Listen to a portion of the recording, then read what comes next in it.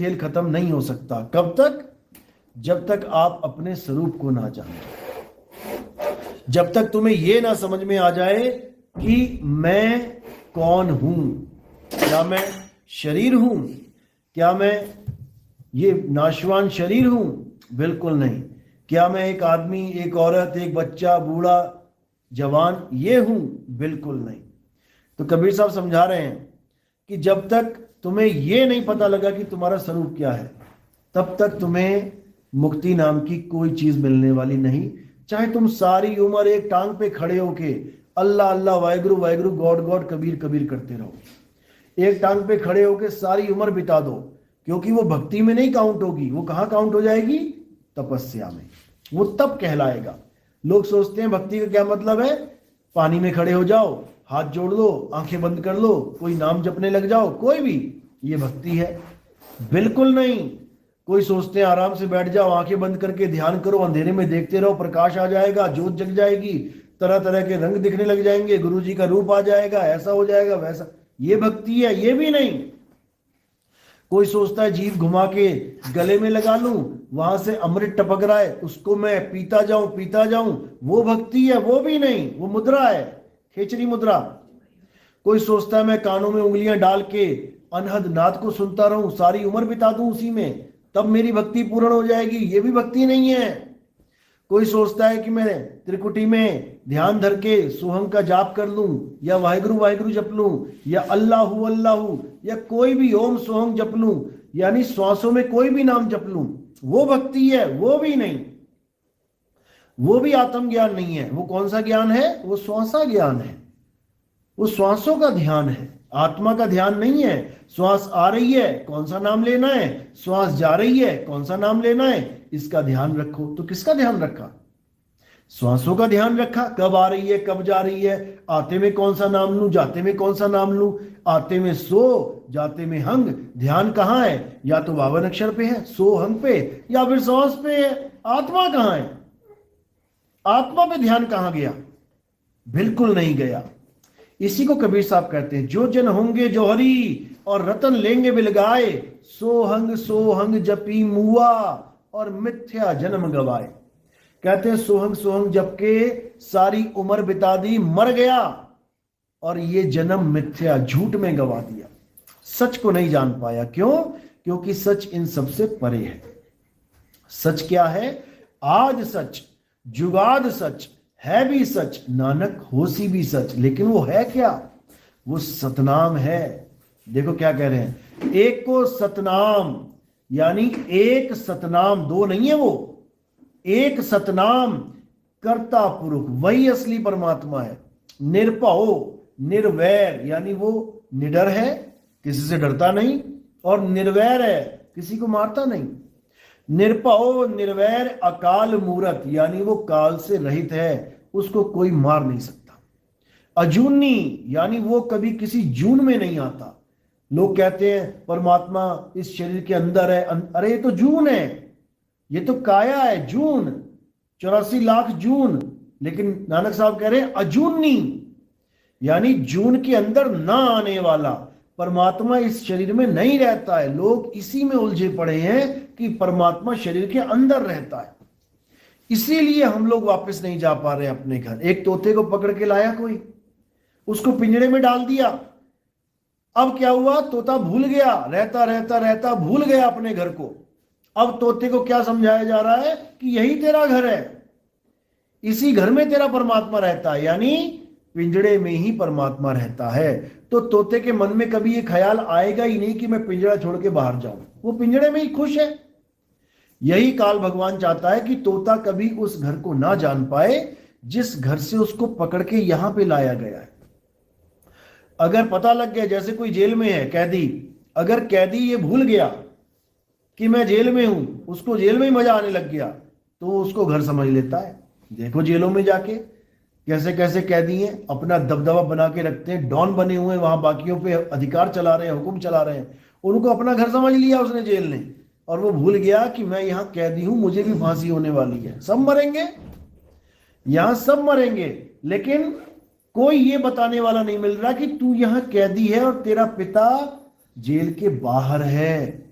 अगर ये पता लग जाए, ये समझ में आ जाए, तो वो कैदी कहीं ना कहीं से बाहर निकलने की कोशिश करेगा। देखो कैदी कोशिश करते हैं, कई बार सरिया काटने लग जाते हैं, कई बार गड्ढा खोदने लग जाते हैं। उनको पता लग जाता है कि मैं जेल में हूं और मेरा लक्ष्य क्या है, यहां से बाहर निकलना, भागना। लेकिन ये उनके समझ में आता है जो इस बात को मान जाते हैं कि हम जेल में हैं, हमारा परमात्मा जेल में नहीं है। अगर परमात्मा जेल में है तो फिर मिलना किससे है? फिर तो दोनों अंदर ही हैं, मिले ही हुए हैं। यही चीज समझ में नहीं आ रही किसी को, और पूरा पूरा जन्म बर्बाद करके ऐसे ही जा रहे हैं। तो कबीर साहब क्या कह रहे हैं? कबीर साहब समझा रहे हैं कि सबसे पहले तो ये समझ लो कि परमात्मा तुम्हारी काया में नहीं है, अजूनी है। अजूनी सैभंग गुर प्रसाद। जब गुरु की दया होती है तब जो प्रसाद मिलता है, प्रसाद वो नहीं कि मीठे चने दे दिए, दाने दे दिए खाने के लिए। प्रसाद का मतलब होता है नाम दान। गुरु का असली प्रसाद होता है नाम दान। जब गुरु तुम्हें भेद बताता है, कैदी को बताता है कि बेटा निकलना कहां से है, वो गुप्त दरवाजा कहां पर है जहां से तुझे इस जेल में डाला गया था और उसके बाद उसको बंद कर दिया गया, वहीं खुदाई चालू कर। वही दरवाजा है, वो सीधे तेरे घर की तरफ जाता है, लेकिन तुझे पता नहीं है, इसलिए तेरा ध्यान कभी उस दरवाजे की तरफ जाता ही नहीं है। तो कहां से निकल जाता है? 9 द्वारों से। तो नानक साहब समझा रहे हैं, 9 द्वार नहोदर फीके, रस अमृत 10वें चुईजे। कि अगर तू अमृत को पाना चाहता है, अमृत यानी कोई पानी नहीं पड़ा वहां पे अमृत वाला कि वो टपकेगा गले में आके, ऐसा कुछ नहीं है। ये सब माया का खेल है, ये सब माया का भ्रम है कि तुम्हारे गले में अमृत टपक रहा है। अरे भाई, गले में अमृत टपक रहा होता तो ये काया अमर हो गई होती, क्योंकि अमृत का गुण ही यही है कि जो उसको पी लेगा वो अमर हो जाएगा। तो बड़े बड़े योगी जो सोचते रहे कि मैं गले में जीभ लगा के अमृत पी रहा हूं, अमृत पी रहा हूं, डुप्लीकेट अमृत है, तभी तो मर गया। ये काया मर गई तो इसका मतलब डुप्लीकेट पी रहा था वो। ये मन का, माया का बहुत तगड़ा भ्रम है। तो कबीर साहब यही समझा रहे हैं कि उस 10वें द्वार को खोजो और वहां से निकलने का असली तरीका जानो। योगी, जो प्राण योगी होते हैं, वो क्या करते हैं? वो 10वें द्वार को तोड़ के भागने की कोशिश करते हैं। इससे कल्याण नहीं हो सकता। इससे क्या होगा? 10वें द्वार से ज्यादा निकल जाएगा, और इससे ज्यादा क्या होगा? और जो 10वें द्वार से निकल जाएगा वो राजा की योनि में आ जाएगा, राजा बन के आ गया। कहते हैं 9 द्वारे संसार सब 10वें योगी साध, एकादश खिड़की बनी कोई जाने संत सुजान। यानी कि 9 द्वार से संसार निकलता है, 10वें द्वार से योगी निकलता है, और जो 11वां द्वार से कौन जाता है? वहां से कबीर साहब का भगत जाता है। और कहां समाता है? शब्द में समाता है। तो इसी को साहिब ने बोला है कि जाप मरे अजपा मरे अनहद भी मर जाए, सुरत समाए शब्द में वाको काल न खाए। यानी 10वें द्वार से निकलना मुक्ति नहीं है, 11वें द्वार में समाना मुक्ति है। और वो 11वां द्वार क्या है? वो हमारा असली स्वरूप है, हमारा शब्द स्वरूप है। उसी को मुक्ति द्वार कहते हैं। साहिब समझा रहे हैं, शब्द बिना सुरत आंधरी, अरे कहो कहां को जाए, द्वार ना पावे शब्द का, फिर भटका खाए। यानी काया के द्वार तो जान लिए, 9 द्वार भी पता लग गया, 10वां भी पता लग जाएगा किसी से, बड़ी बात नहीं है। कोई योगी मिल गया, प्राण योगी, बता देगा तुम्हें 10वां द्वार कहां होता है। लेकिन द्वार ना पावे शब्द का, काया का द्वार तो बता दिया उसने, 10 के 10 बता देगा, लेकिन जो शब्द का द्वार है वो योगी नहीं बता सकता। वो केवल और केवल परमात्मा ही बताते हैं, बंदी छोड़ बताते हैं, समझाते हैं कि कैसे तुमने निकलना है और कहां समाना है। रहना नहीं देश बेगाना है। इस संसार में जितने भी नाना प्रकार के धर्म चल रहे हैं, जितने भी पंथ चल रहे हैं, उनका यही मानना है कि ये दुनिया परमात्मा ने बनाई है, भगवान ने बनाई है। यही सबसे बड़ा जाल है। जब तक हम ये मान के बैठे हैं कि परमात्मा ने ये दुनिया बनाई है, समझो हमने किसी और को ही परमात्मा मान लिया। अगर परमात्मा ने ये दुनिया बनाई है तो हम जाना कहां चाहते हैं इस दुनिया को छोड़ के? हर संत लगा हुआ है, दुनिया से निकलना है, दुनिया को छोड़ना है। मुसलमान कह रहा है जन्नत में जाना है, ईसाई कह रहे हैं हेवन में जाना है, हिंदू कह रहा है स्वर्ग में जाना है। फिर क्यों जाना है? फिर तो परमात्मा ने दुनिया बनाई है, यहीं रहो, सुख में दुख में रहो, जैसे मर्जी रहो, खाओ पियो, अपना मजे से रहो। लेकिन नहीं, जाना भी सबने है। आना भी कोई नहीं चाहता, और परमात्मा दुनिया भी बना के बैठा हुआ है। तो यही भरम है भाई, ये दुनिया परमात्मा ने नहीं बनाई है। ये दुनिया बनाने वाला कौन है? वो त्रिलोकी नाथ, तीन लोकों का नाथ, अलख निरंजन है। इसी को काल भगवान कहते हैं। ये काल निरंजन ही इस पूरी कहानी का सबसे बड़ा विलेन है, लेकिन ये दिखाई नहीं देता है। सबसे बड़ी दिक्कत ये है, कई फिल्में देखी होंगी आपने जिसमें विलेन का पता ही नहीं होता है, बस उसका ऑर्डर आता है फोन पे, ये करना है, ये करना है, ये करना है, और सारे कांड हो जाते हैं। आखिरी समय तक नहीं पता लगता विलेन है कौन, लेकिन बाद में जब सस्पेंस खत्म होता है तब पता लगता हो तेरे की ये है वो। तो ऐसी फिल्म समझ लो यहां चल रही है। वो अलख निरंजन सबको फोन कर करके ऑर्डर दे रहा है और सारे काम कर रहे हैं, लेकिन किसी को पता ही नहीं कि ऑर्डर दे कौन रहा है। जैसे आप लोग सुबह से लेके शाम तक किसका ऑर्डर पालन कर रहे हो? उसी अलख निरंजन का। कैसे? जैसे तुम सो रहे हो और तुम्हें किसी ने कहा उठो, पापा ने कहा, मम्मी ने कहा उठ जाओ भाई, आप पापा मम्मी की बात नहीं सुनोगे, याद रखना। किसकी बात सुनोगे? अलख निरंजन की। जब तुम्हारा मन कहेगा उठ तब उठोगे, और अगर मन कह रहा है अरे बोलने दे, तू सो ले आराम से, तो तुम सो जाओगे। यानी तुमने किसका ऑर्डर फॉलो कर लिया? मन का। अब जैसे ही मन कहेगा चल उठ जा, बहुत देर हो गई, चलो जी उठ जाते हैं, उसी वक्त उठ गए। बाथरूम में गए नहाने, साबुन भी कौन सा लगा रहे हो? जो तुम्हारा मन पसंद है। 50 तरह के साबुन दुकान में थे, लेकिन तुमने कौन सा उठाया वहां से? कौन सा मांगा? जो तुम्हारे मन को पसंद है। तुमने वो मांगा जो तुम्हारा मन पसंद है। अगर उसके बदले वो दुकानदार कुछ और देने लग जाए ना कि ये वाला ले लो जी, अरे नहीं चाहिए भाई। क्यों? ये मेरी पसंद नहीं है, मेरे मन को ये पसंद नहीं है। साबुन से लेके, परफ्यूम से लेके, टूथपेस्ट से लेके, तेल से लेके, कपड़े पहनने से लेके, जो भी तुम कर रहे हो पूरा दिन, ये किसके फोन पे बात चल रही है? मन के साथ बात चल रही है। वो तुम्हें फोन पे बताता रहता है क्या करना है, क्या करना है। देखो बैठा बैठा एकदम सोचने लगा, मेरा मन कर रहा है मैं गंगटोक घूम के आऊं। क्यों गए वहां पे? मन कर रहा था। यानी मन ने फोन किया, हाँ ठीक है चला जाऊंगा, चले गए। 24 घंटे इसी मन की गुलामी सब कर रहे हैं, और इस मन को कोई जान ही नहीं पा रहा है कि ये है कौन। यहां तक कि ब्रह्मा विष्णु महेश जी भी इसी मन के गुलाम हैं। समझ लो, सारे काम इनको मन ही करवाता है। बिना मन के तुम कुछ कर ही नहीं सकते। ये इतना शातिर है मन। इसी को अलख निरंजन कहते हैं। इसी की भक्ति सारे देवी देवता करते हैं। आप देखो जयकारे लगते हैं ना, रामायण देख लो, महाभारत देख लो, उसमें कहीं ना कहीं आपको मिल जाएगा कोई ना कोई अलख निरंजन।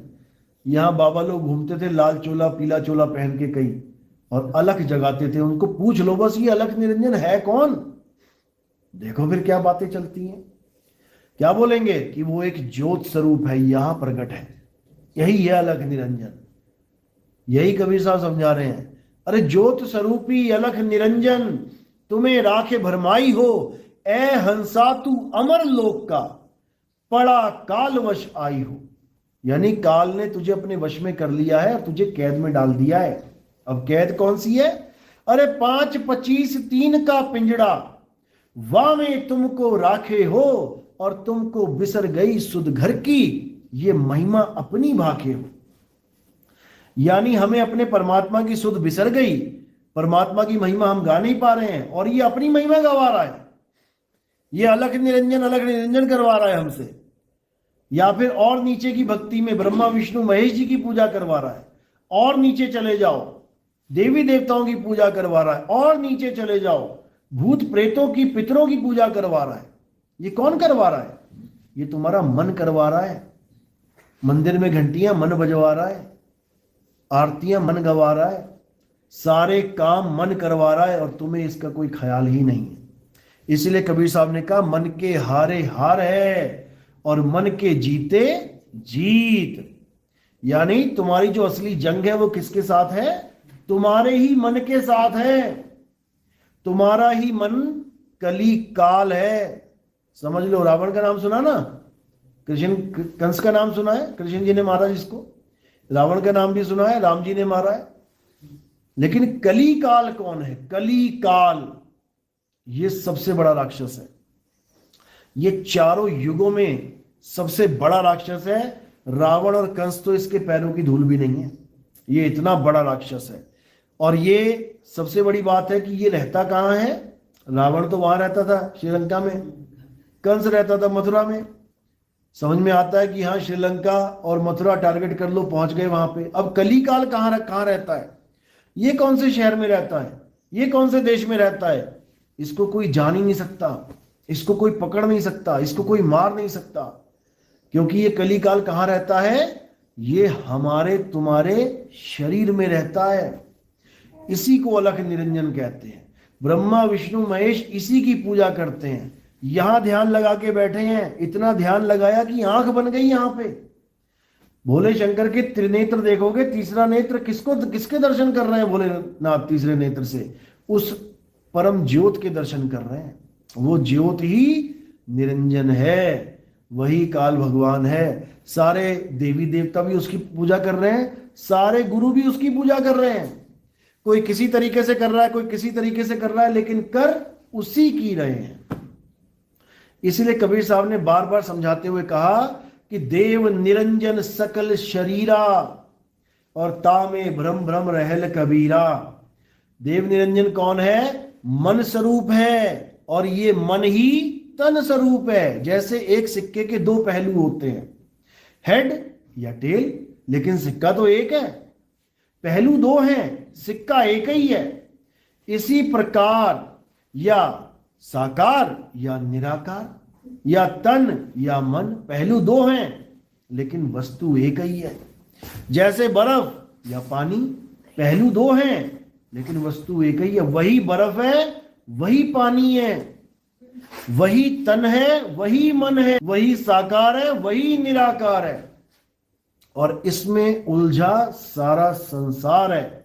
अब इससे क्या करना है? इससे बाहर निकलना है। कबीर साहब समझा रहे हैं बात को, कह रहे हैं कोई सरगुण में रीझ रहा, दादू साहब की वाणी है, कोई सरगुण में रीझ रहा कोई निर्गुण ठहराए, अटपट चाल कबीर की दादू मुंह से कहीं ना जाए। यानी ना तो साकार ना निराकार, परमात्मा ना साकार है ना निराकार है, दोनों से न्यारा, निर्गुण सरगुण दोनों से न्यारा। और जानेगा कोई जानन हारा। जिस पर मालिक की कृपा हो, बंदी छोड़ की दया हो, वो इस ज्ञान को समझ जाएगा और साकार निराकार दोनों से परे अपने मूल स्वरूप को जानेगा। साकार निराकार क्या है? जो आपको सामने दिख रहा है, कोई भी वस्तु जो साकार है उसको साकार कहते हैं। जैसे आप लोग का शरीर, सबका शरीर साकार है, दिखाई दे रहा है। और एक है निराकार। निराकार क्या है? जिसमें ये शरीर विद्यमान है, यानी दोनों हाथों के बीच में ये जो गैप है, इस गैप को तुम कितना ही बड़ा खींच लो, इस गैप के अंदर ही हम सब बैठे हुए हैं। यानी शरीर हो गया साकार और ये गैप हो गया निराकार। अब मैं कौन हूं? मैं दोनों को देखने वाला हूं। मैं साकार को भी देख रहा हूं, मैं निराकार को भी देख रहा हूं, लेकिन खुद को नहीं देख रहा, खुद को नहीं जान रहा हूं और देखने दिखाने में लगा हूं। तो कबीर साहब कह रहे हैं जो दिखे सो माया, संतो जो दिखे सो माया। हमें कोई भी चीज दिखाई देती है, कुछ भी दिखता है, चाहे खुली आंखों से चाहे बंद आंखों से, वो माया ही है। माया से परे कौन है? माया से परे आत्मा है। और आत्मा क्या है? आत्मा हम स्वयं हैं।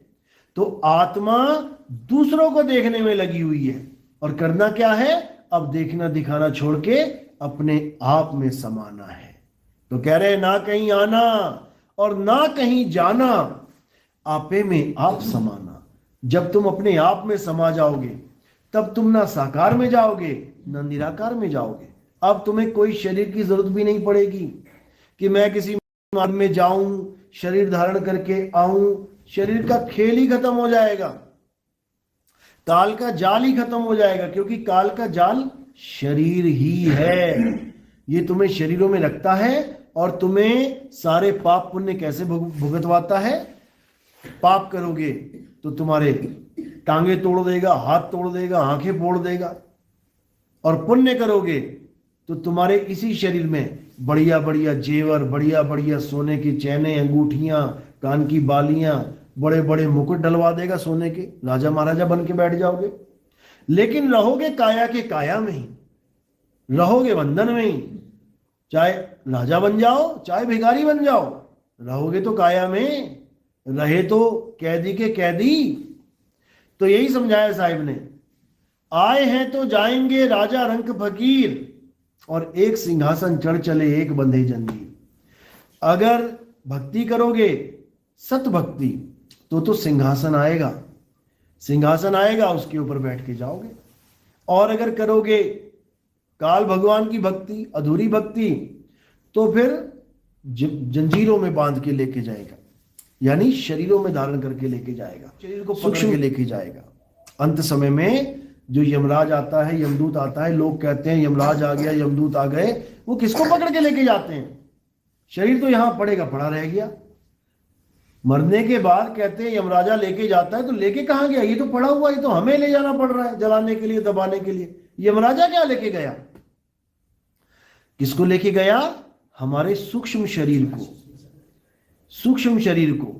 वो सूक्ष्म शरीर कैसा होता है? कभी देखा किसी ने सूक्ष्म शरीर कैसा होता है? देखा कभी? देखा है, रोज देखते हो। जब तुम सो जाते हो तब तुम्हारा ये वाला शरीर यहीं पड़ा रह जाता है, बिस्तर पे पड़ा है, और तुम्हें 4 आदमी घसीट के लेके जा रहे हैं, और तुम देख रहे हो, अरे भैया छोड़ दो मुझे। शरीर वहीं पड़ा हुआ है बेड पे, उसको कोई हाथ नहीं लगा रहा, लेकिन सपने में 4 आदमी घसीट के लेके जा रहे हैं, तुम्हें मार रहे हैं और तुम डर रहे हो।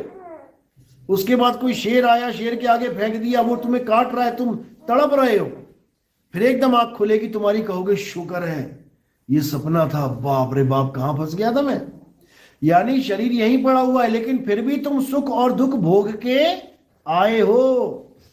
इसी प्रकार जब तुम्हारी मृत्यु होती है तो तुम्हारा शरीर तो यहीं पड़ा रह जाता है, और तुम्हें यमदूत मार मार के लेके जाते हैं।